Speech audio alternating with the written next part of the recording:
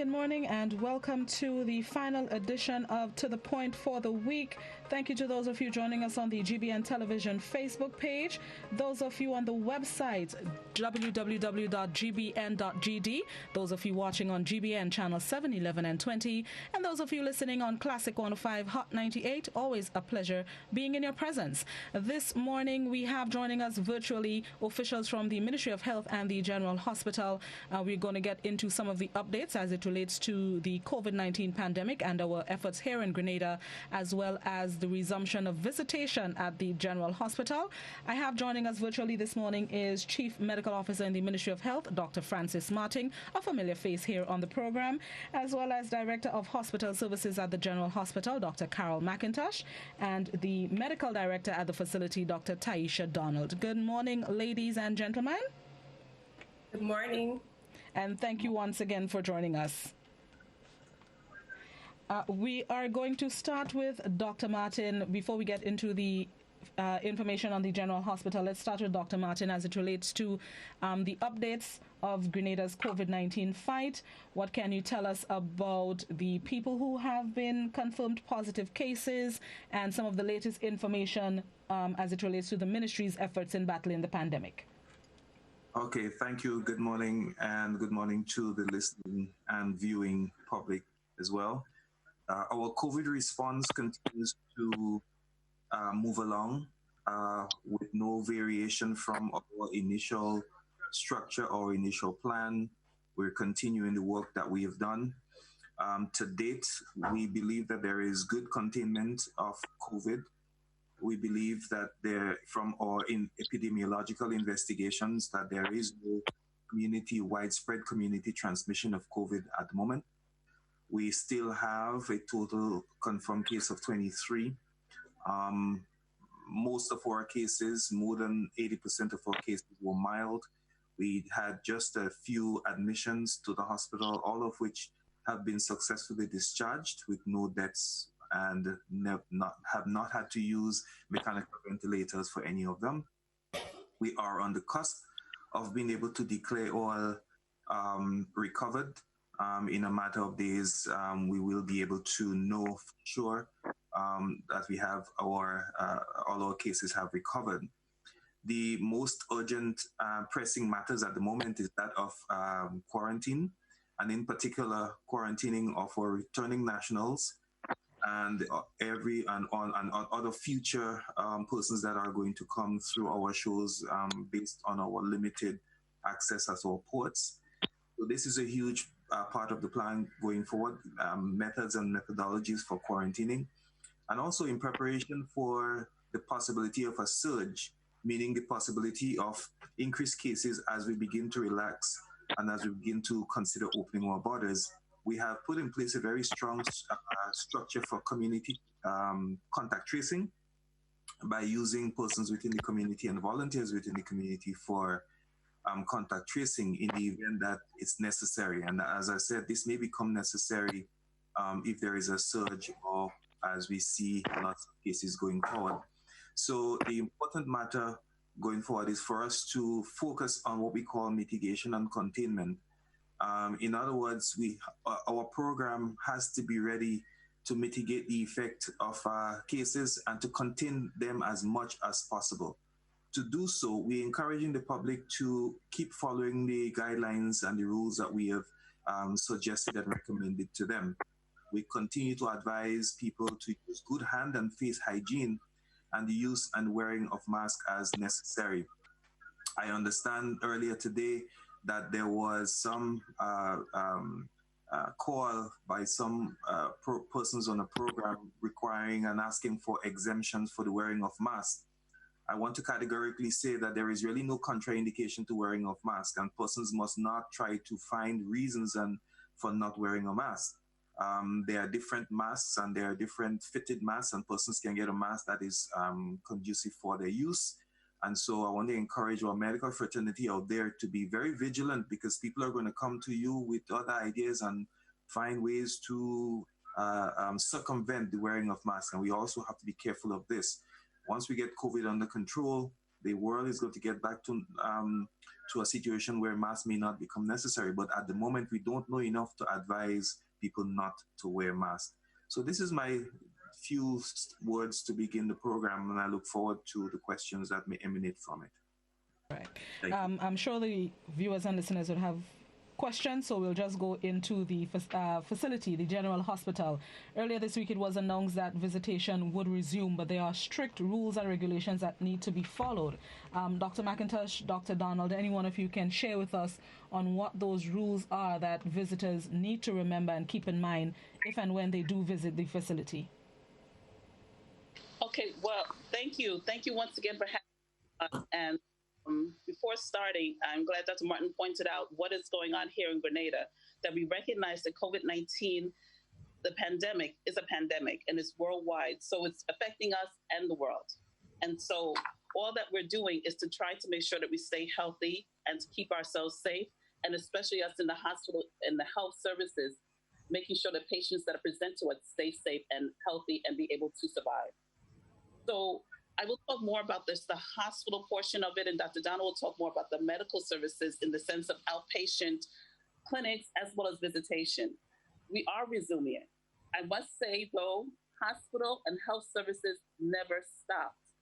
That it was an ongoing thing, that lockdown, that we didn't go on and say, close the doors. What we did was we had to adjust, understanding what was going on with the COVID-19 pandemic. And so we had to stop the visiting of our patients to help to keep them safe because of the concern that COVID-19 may be brought into the hospital. We also did that within the nursing homes as well, that there are no visitors coming inside. And we also stopped in the outpatient department to some extent because we wanted to make sure that we were able to address and help to contain what is going on with COVID-19 and not have it spread. So now we're resuming more of the services at the hospital and health services, as opposed to saying opening it up. We're resuming more. And part of the resumptions are visitation out to the patients as well as outpatient clinic. In the visitation, as you heard Dr. Martin talk about, there are three things that are face masks, washing of hands, hand hygiene, social distancing. We're going to try to inculcate that within what we're doing. So part of our base thing of visitors coming in, we have a limit in the number of visitors that are coming in because if you have ever visited the hospital, you recognize the closeness of everyone. Social distancing cannot really exist in healthcare because healthcare, you have to take care of the patient. So it's not social distancing. You can't keep 6 feet apart. But in the sense of being closer to the patient, that is why the face mask is absolutely necessary. It's not only for yourself, it is to help to make sure your fellow brother, mother, sister are safe. So if nothing else, remember that you're doing that for the safety of your fellow person.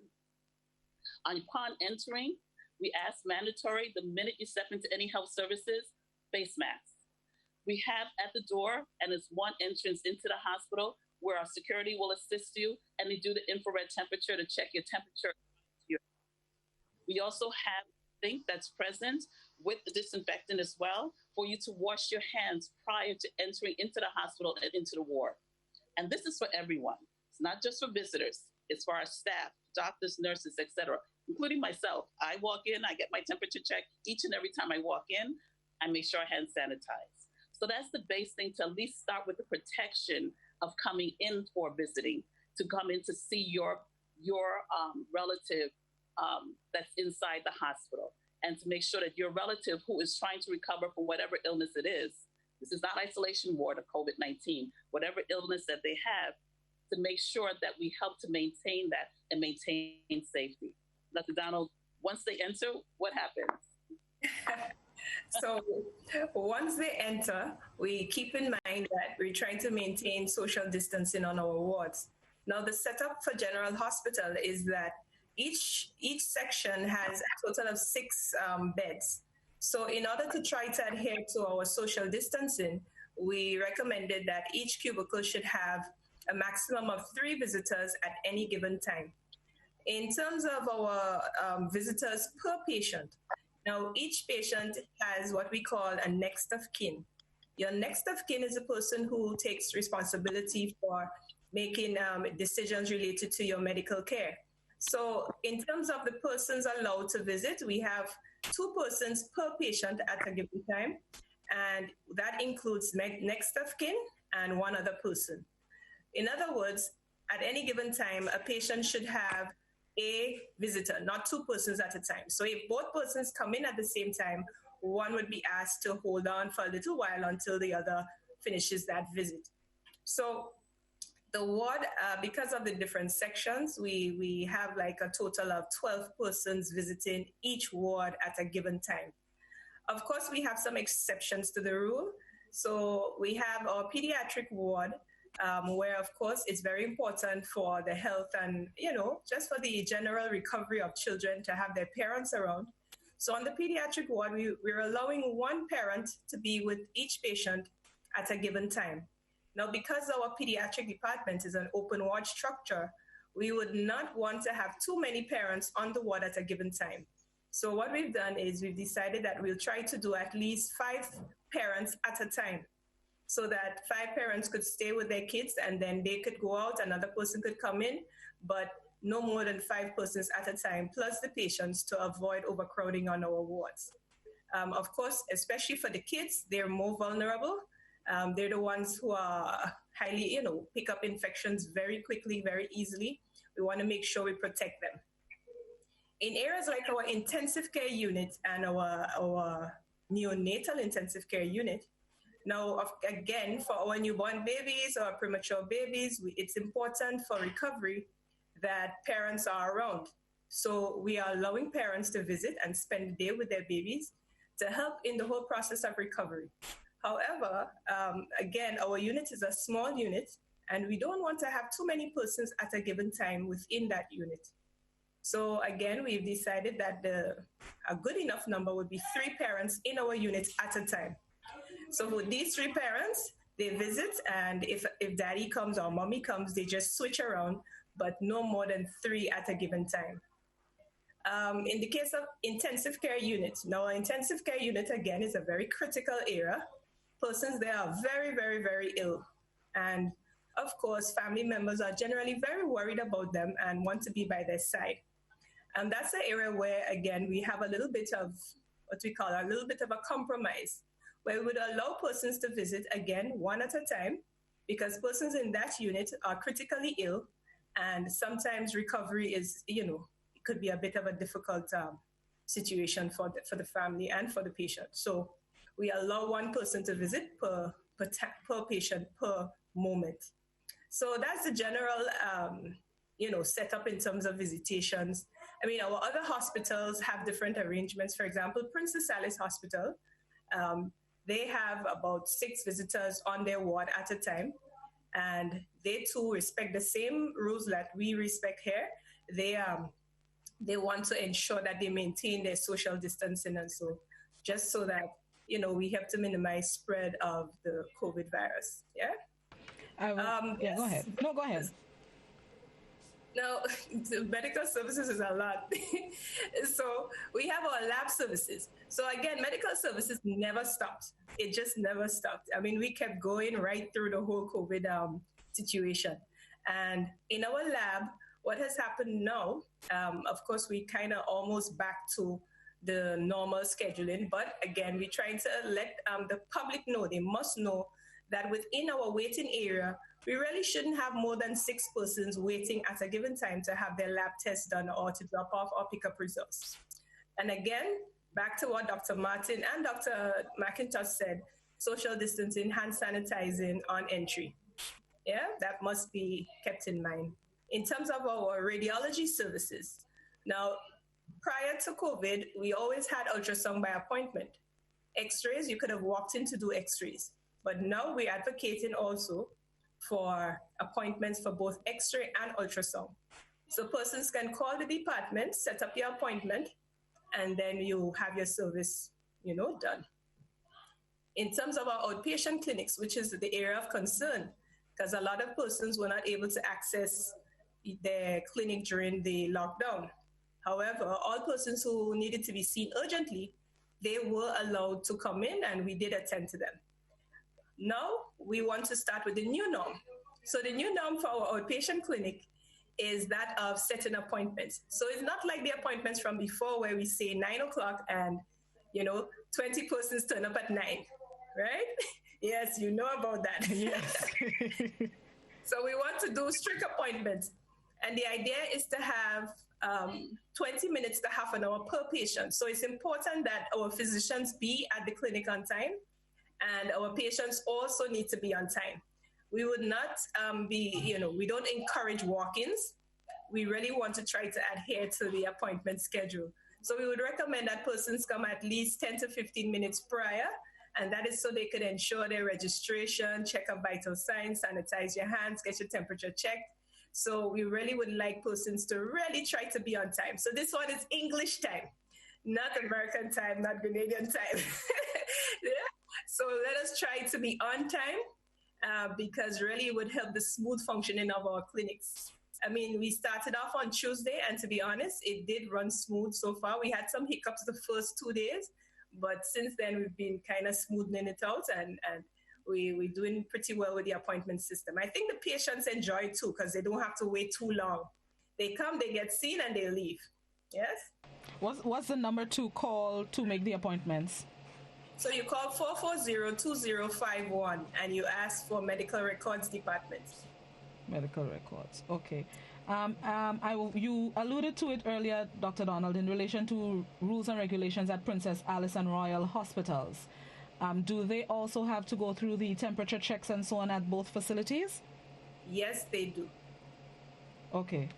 And what other regulations are in place for both hospitals? So all hospitals would have the same regulations. So we're in the process of getting our footprints, getting our posters so that we could post them up at all the different facilities so that persons know that these rules apply across the board. And in doing the temperature checks, if one of the persons come into the facility, if they have an elevated temperature, what happens then? What's the protocol in place for that instance? So the protocol in place for a person who has an elevated temperature check would be to go to the area in the ER, which is set aside for that, where they will have a rapid test done and subsequently have a PCR swab done. Yeah. Have you had that situation in the past week? No, so far we haven't. Okay. It seems like persons have been adhering again to the rule that if you have symptoms, if you're sick, if you have a fever, you really should not be coming to the hospital except it's absolutely necessary, or if you come in for care, but not for visiting or, for other casual reasons. Okay. Let's take a break and come back inside with the discussion. We are speaking with Chief Executive Officer. Let me start over. Chief Medical Officer in the Ministry of Health, Dr. Francis Martin, as well as Dr. Carol McIntosh, Director of Hospital Services at the General Hospital, and Dr. Tyhiesia Donald, the Medical Director at the facility. This is To The Point on GBN, Classic and Hot 98. We'll be right back. Looking for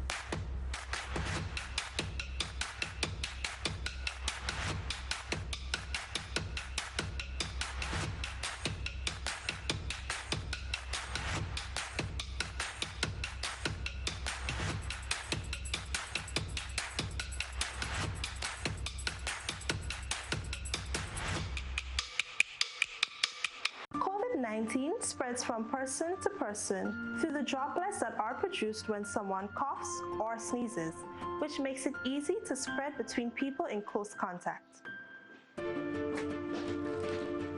Now let's get prepared to stay healthy. To reduce your chance of catching or spreading COVID-19, practice these simple everyday preventative measures.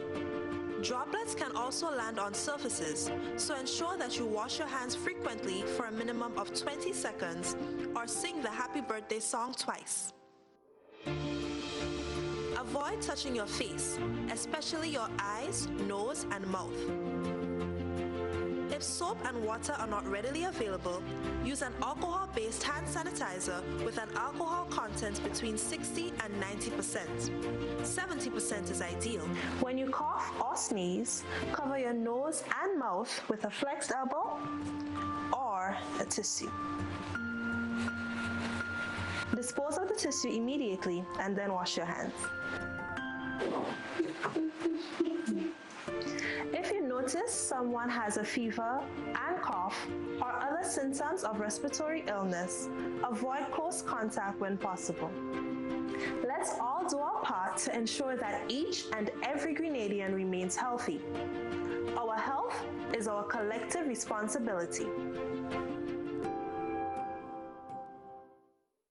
Feel good.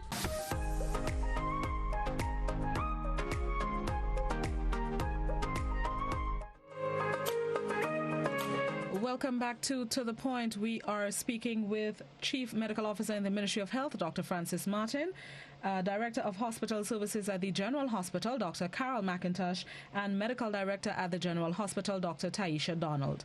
Before we go to the phone lines and the comments and questions from members of the public, I wanted to also ask about the start or the resumption of elective surgeries.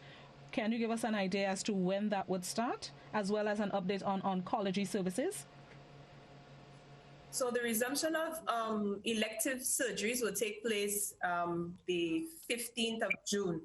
So basically, we're trying to do it approximately 2 weeks following the start of our clinics. In terms of oncology services, now our oncology services never stopped. They continue to work throughout the COVID period. However, I want to just reiterate and use this opportunity to let persons in the public who have not been able to attend clinic or who have had issues contacting the clinic to please call so that we could get you sorted. Oncology is the area that deals with cancer patients, and we really don't want our patients to get left out there. So we would like persons, please note that the clinics are up and running and you can call. Please call so that we could try and get you scheduled in. If you won't call us so we would sort you out.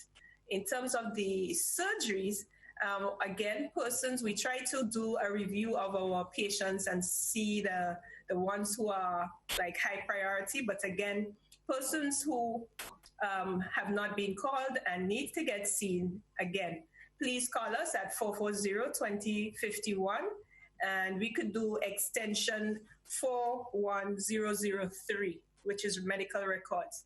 So that way you could get scheduled and we could get you sorted out. And visiting hours, are they the same that they've always been, or have they been adjusted in these COVIDious times? So they're the same hours, from 11 to 12 and 3 to 5:30 p.m. And those are to recognize, to allow for the doctors and nurses to do the rounds, to allow for dispensing of medication, to allow for people if they have to make this change in staff rounds or staff shifts, one from 1 o'clock to 2 o'clock. So it's making sure that people are able to do what they need, taking care of the patient, and then allowing for a time period for people to come in. Because we definitely want to keep the social distancing. We want to allow for you to be able to talk with your family member, but also to make sure that it doesn't interfere or doesn't put an obstacle in their receiving their care. So visiting hours are 11 to 12, 3 to 5:30 p.m. Please, as Dr. Donald had talked about, sometimes there's a little hiccup. Be understanding. Be understanding as you're coming in and you're visiting with your family member. You may want to stay for the entire time, but just think there may be another person who may want to also come up as well. Be understanding and be patient with us. There are times when it's like okay, you can come up, but a situation may arise. And you never know what situation may it be. It might be your relative that may have some emergency that is occurring. So we may say, hold on, please wait. COVID-19 is here to stay. We are now having a new normal. To say, how do we now incorporate this and to make sure that we maintain the best of care for our patients, the best of situations for our staff. So again, I ask people, please be patient with us.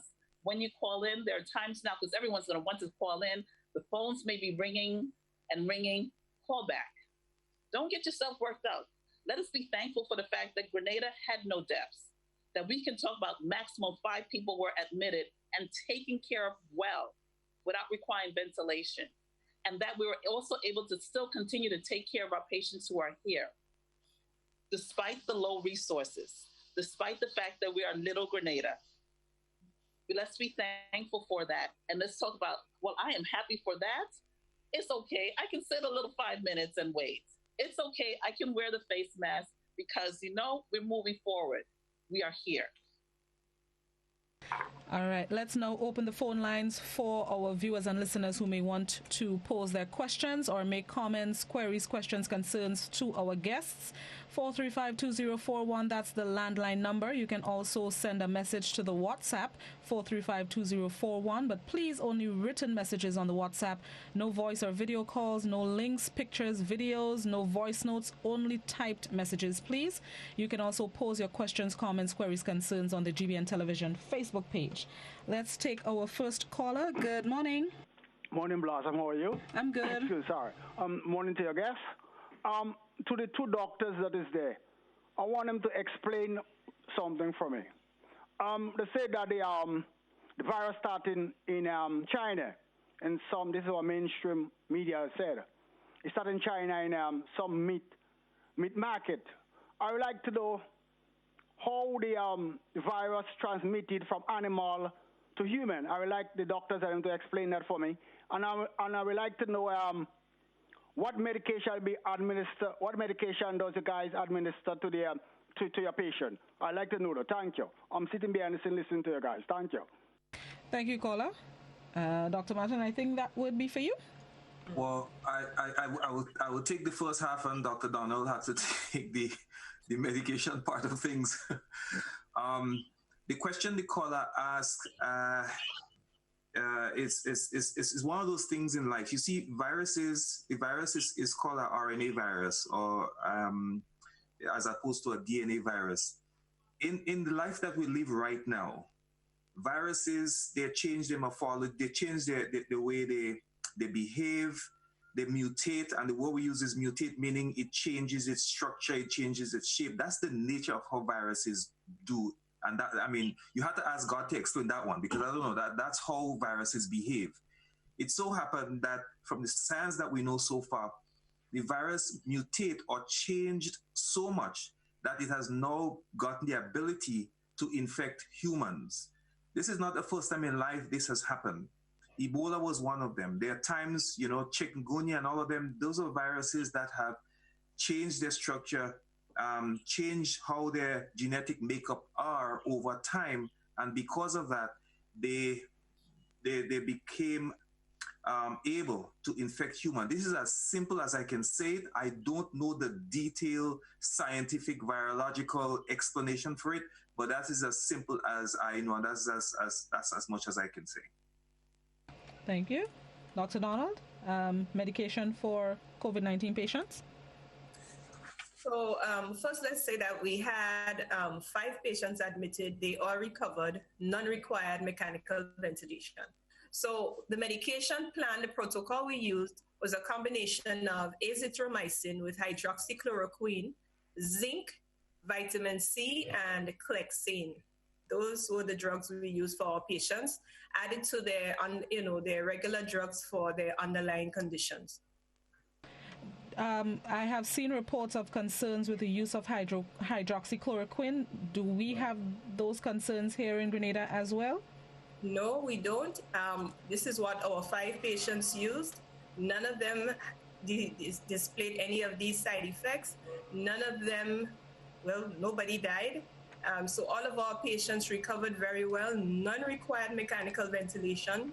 From the time of admission to the time of discharge, there was steady progress. We did not have any situation where a patient began to improve and then had a relapse. We did not have that sort of situation. So all of our patients had steady progress from the time of admission to the time of discharge. With that protocol that we used, they did very well. Okay. Let's go back to the phone lines. Good morning. Good morning, Blossom. Good morning to your guests. Well, it really irks me when I hear that we don't have any death from COVID. I'm asking the doctors, are you dismissing the fact that in November, December, that we had COVID in Grenada? And if you all are doing any investigation into what happened in November, December, when people were dropping down and die with pneumonia and the other disease. Thank you very much. Thank you. I will address this question to the caller. Indeed, there was increase in deaths in Grenada during deaths from pneumonia during that period of time. COVID may have been around, I'm not denying that. But the fact of the matter is, during that time, because we were concerned about the deaths, we collaborated with PAHO and took samples from these patients and sent them to the Center for Disease Control in the United States for testing. The results came back, and the results showed that these patients had H1N1, not COVID. I hope the caller understands this. Okay. I have a question on the WhatsApp.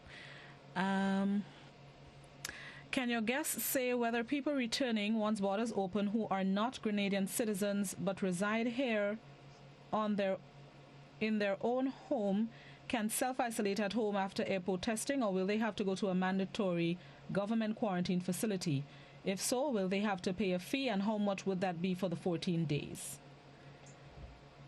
Those details, we will get to that when we get there, when the borders are open, because the goalpost has to shift as our COVID response shifts.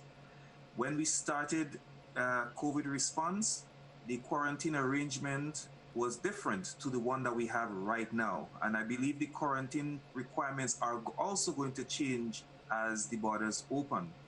Now you are going to be placed on the government mandatory quarantine, but based on the science, based on the advice from the COVID committee, and based on our own Grenadian experience, we are going to make that decision as to what methodology or what mechanism of quarantine will happen after the borders are open. As it relates to the 21 nationals repatriated from the UK this week, Dr. Martin, the release spoke about each individual would have to incur the cost of their mandatory quarantine if necessary. Is that the arrangement currently in place, or some other arrangement is in place for the 21? That is the arrangement currently in place. They are all in quarantine at their own expense. Okay. And could you give us an idea of how much that is? Is it still the 9,005 from the figure that was used for the cruise ship workers? That figure, we came up with that average figure early up in our COVID response. For now, the figure is a bit changed, but I don't think it will vary a whole lot from that. But yes, the figure has changed a little. Okay, just curious. Back to the phone line. Good morning. Yes, good morning. I find it difficult to analyze the recovery program. So many people is recovering, so I'm trying to find out what are really going on there, because there is no vaccine, and yet you said a lot of people been sent home because they're feeling better, and yet there is no cure for it. And I find it difficult to understand this. I don't know if I can be helped this morning. Thank you. Thank you, caller. Well, I don't know how to explain that. The facts of the matter is these people went home and they're good. So I don't know, maybe they pray a lot. I think, and I've heard it before, if there is no vaccine, how are they able to how are they able to recover, especially speedily? Well, maybe I should, when we started this whole COVID public education program, if you remember, every time I came onto your program, I kept advising the public how to maintain a good immune system. You remember those times? It is quite possible that people may have taken the advice and did what they did to do that they need to do to ensure that the immune system is up to mark. I mean, our healthcare providers at the hospital are extremely skillful doctors. I mean, I believe that the guidelines that they use for treating the patients was scientifically sound and of good base. But I also think that we are resilient as a people. I don't think we should lay that down at all. We are very good physiology. We have good food locally, and I think there may be other factors played into this. I think we should, while I don't want us to become complacent, but I think instead of being even more critical of this good thing that has happened to these patients, let's just thank God for it and keep doing what we need to do to stay healthy. Let me take a call and then I get to the Facebook question. Good morning. Yes, good morning. I have a question pertaining to the Form 5 students. Yes, go ahead. Yes, will they have testing? Testing at the school compound, you mean? Yes. Okay, thank you. Yes, bye-bye. Doc, I'm not sure if you'll be able to answer if there'll be testing for the students who are returning to school. I think it's effective Monday, God willing. Or what's in place for testing the students? Yeah, I'm not aware of a plan for testing students. Hopefully there's one in place. Let's hope. There's a question on Facebook. Can you tell us if any form of transportation will be provided to take nurses and other workers at the hospital back and forth before and after work, seeing that there are issues with the busmen and government? The person also alluded to seeing posts on social media about nurses having to work overtime because there's no transportation, and there are others on the sides of the roads flagging down rides to get to and from work. Can you tell if there is transportation for these hospital workers? Dr. McIntosh or Dr. Donald? So as it relates to the transportation, we, again, as we said, hospital has not locked down. Hospital is not a separate entity, so what is going on in the general population of Grenada, Carriacou, P.T. Martinique also affects us as well. As they have provided within the ministry, when there was the lockdown, we had the various staff buses that was traveling throughout the day. At this present time, we have the contracted buses at COVID that are working with us in providing care and providing. But it is difficult, as it is difficult for everyone, where the numbers are not as up, that we don't have the full public transportation that is up to par. So we are making it as best we can. We do have nurses, doctors, we do have some staff that have their own transportation who are working on that. We are trying our best to make sure that we can provide as our buses, using our utility vans, because it is necessary that as we're providing more and more services, we need to make sure that the staff that we have in here be able to support it. But as always, even outside of transportation, we are low in human resources. So we're doing the best that we can with what is presented before us. And we, as everyone else, are waiting for how it can best be worked out. Again, COVID-19 is here to stay. All the different situations that are occurring, how do we work through this? And it is about how do we all work through this. Dr. Martin, somebody is asking about the signs and symptoms of the H1N1. I guess as you spoke about it in relation to the deaths late last year. What are the signs and symptoms of H1N1? The signs and symptoms of H1N1 is exactly the same signs and symptoms as a common cold, as COVID, as influenza. It is fever, cough, body aches and pain. It's a respiratory illness. And most of the respiratory illnesses all present with the same thing: fever, headache, body aches and pains, maybe nausea and vomiting, a rash on your skin, those type of things. Let me go back to the phone lines. Good morning. Yeah, good morning. I'm just going to find out when the eye clinic will be up and running, please. Thank you. The eye clinic, when it will be up and running? So the eye clinic began on Tuesday. So again, if persons were not called and you have a pressing issue, you can call 440-2051 and ask to be put on to the eye clinic. Yeah? But they started on Tuesday. Okay, back to phone lines. Good morning. Hi, good morning. I have this problem. Anytime I wear the mask or any other thing put on my face, my nose and my mouth, they all blister and make heats and peel. What can I do? Do I have to come to see a doctor to get a paper so that I could present that to the police whenever? Because it's really, really affected me. Does it matter the type of mask you use? Any mask. I use scarf, I use the cloth mask, I use the other surgical mask.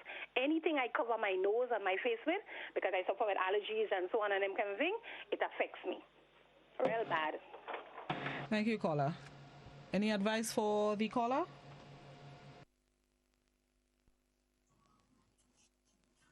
I am pretty sure that there is going to be some form of facial covering that that person could use. There must be one form of facial covering. There is so many different options that she and her doctor can work it out.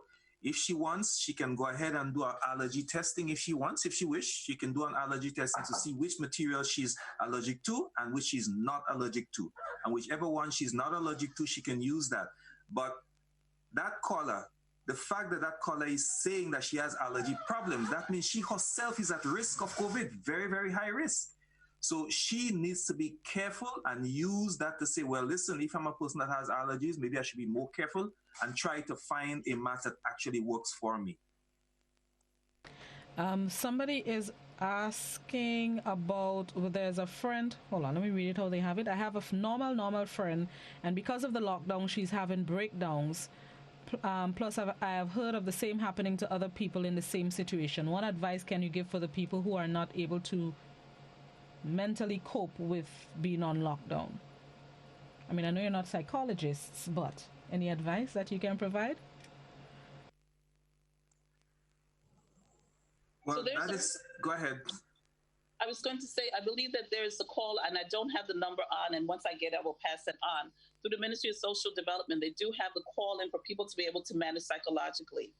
It's also within the community as well. For the person that's managing, and if they're saying they're within the house and they're alone, then it is, yes, how can they reach out? We have the pastoral care team that has restarted as well. And part of their purpose is to see how it is that they can help people to manage through this. Because it is very difficult, not only for the lockdown, but if you have a family member that may have died in the diaspora, if it is that you think, oh my gosh, if I get this illness, I may die, or I can't come out. Those are very real issues that each and every one of us have had to deal with. So again, the Ministry of Social Development, they have a number for calling in.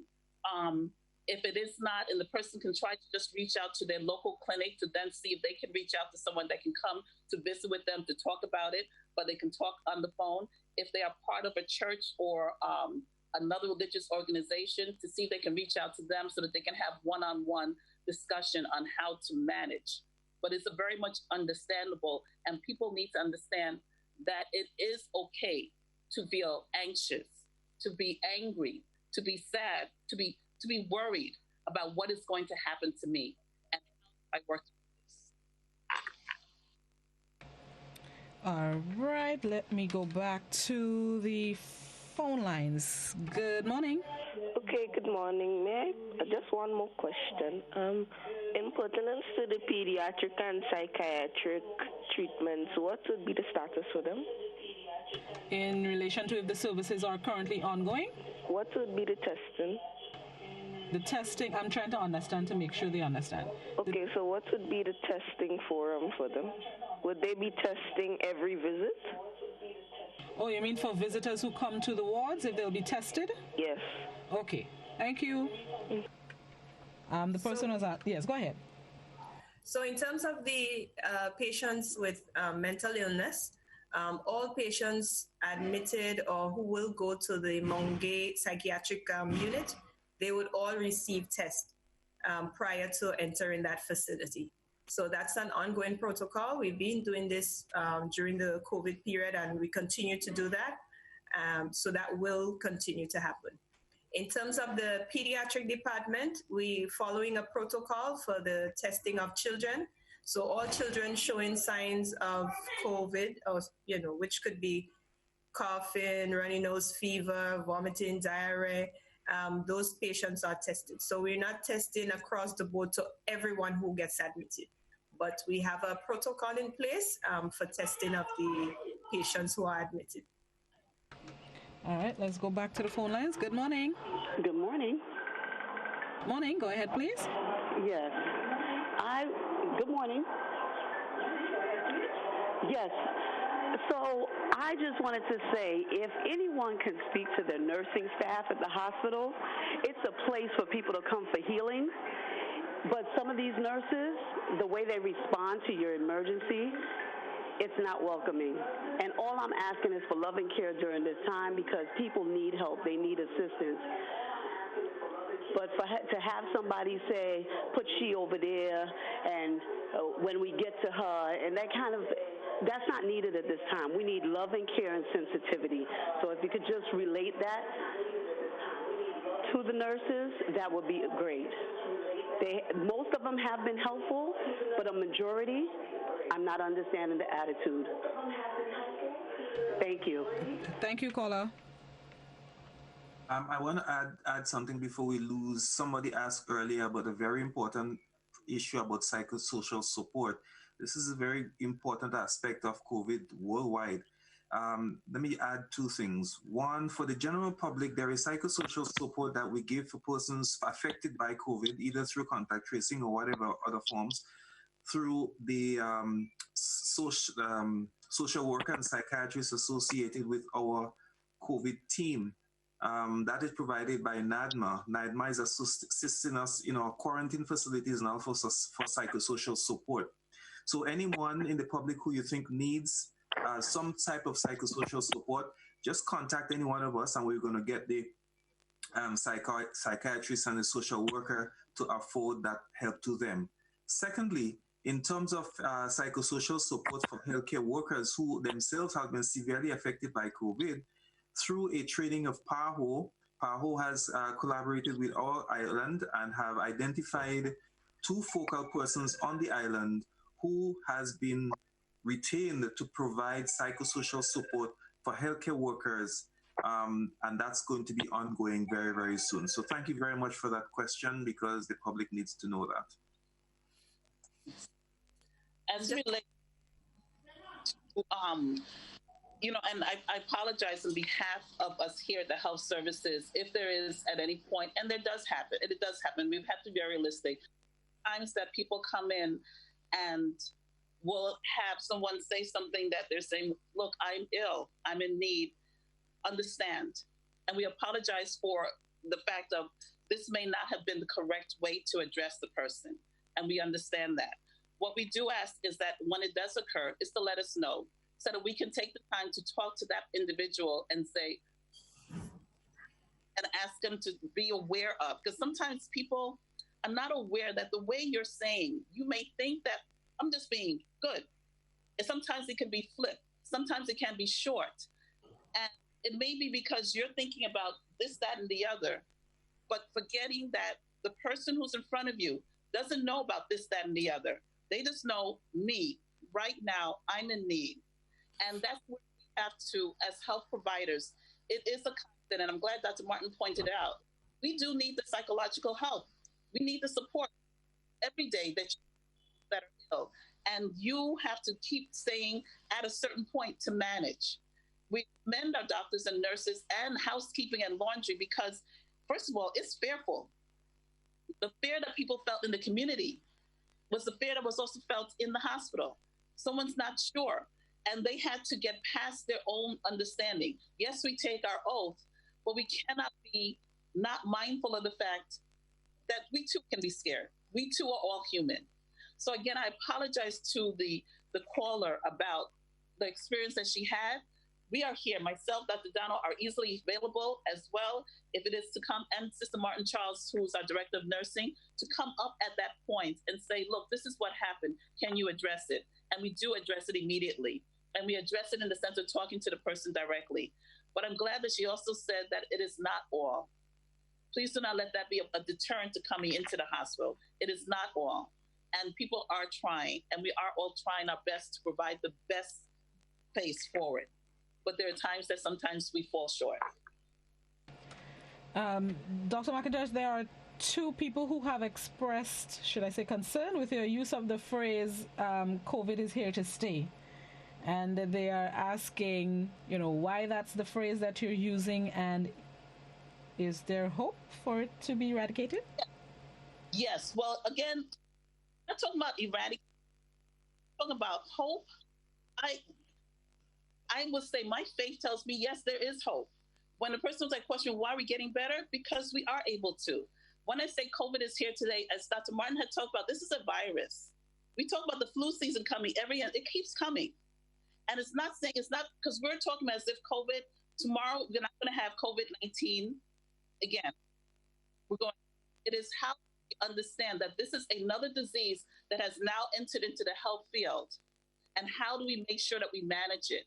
How do we make sure that the services that we have available have conformed to be able to include addressing that, which is what we are doing when we're talking about the face, as Dr. Martin has talked about. We're using the face mask now. As time goes on and evidence goes on, we very well may not need to require it.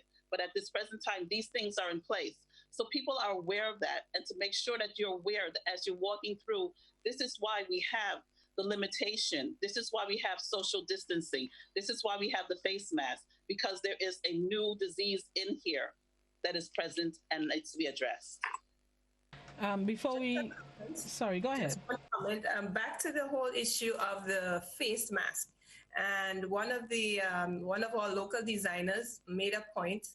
She just sent me a message, and she said that in persons like this who have allergic reactions to all these different materials, it's always better to use cotton material because it's a natural fabric. So try to avoid using any synthetic ones, and cotton material would be the ideal thing to use in that case because it's a natural fabric. Because really and truly, we have seen that the masks they really have made an impact in terms of the whole spread of the coronavirus. So we would really want persons to adhere to that. And so this person, you may want to consider using a mask that's made of cotton material. Dr. Martin, in relation to the H1N1 results, is it that Grenada keeps samples of people for a specific period of time, and if so, for how long? Samples are kept for certain types of investigations, and sometimes they can be kept for weeks or days, depending on the investigation. In this particular case, because we do not have the ability to test for viruses in Grenada, the samples were sent to the Center for Disease Control. I don't know how long the CDC would keep their samples for, but those countries sometimes do keep samples for a while, but I can't speak to how long they'll keep it for.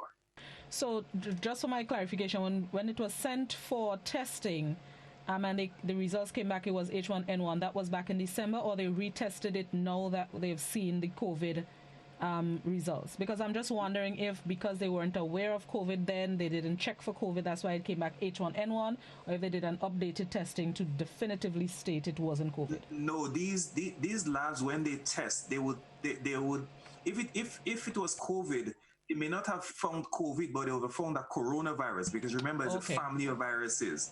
And that would have raised a red flag that there is a coronavirus around, and maybe they might have been the first people to identify COVID. You never know. So they would have tested for the family for the families of the viruses, and that's why we know it wasn't COVID, but it was a flavivirus or a H1N1, and that sort of thing. And we only got the results in 2020 because, of course, it takes time to ship these things out, for it to be processed and sent back in, and so on.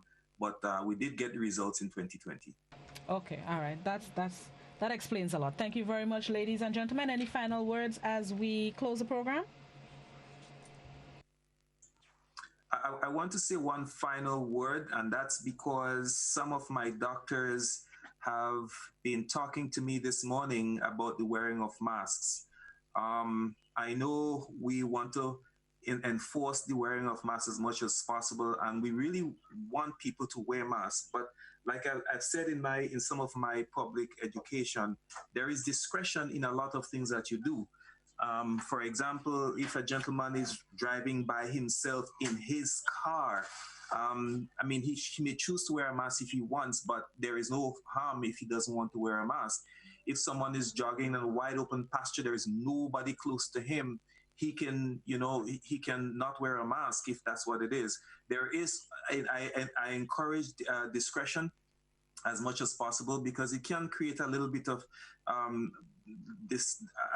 confusion in people's minds as to when and where someone could wear a mask. Once you enter into the public sphere, we're saying wear a mask if you're in the public sphere. But of course, if you're in the confines of your own car and you're alone in there, it's still pretty much private. So I really want us to keep thinking about that. Doctors Donald and McIntosh, any final words?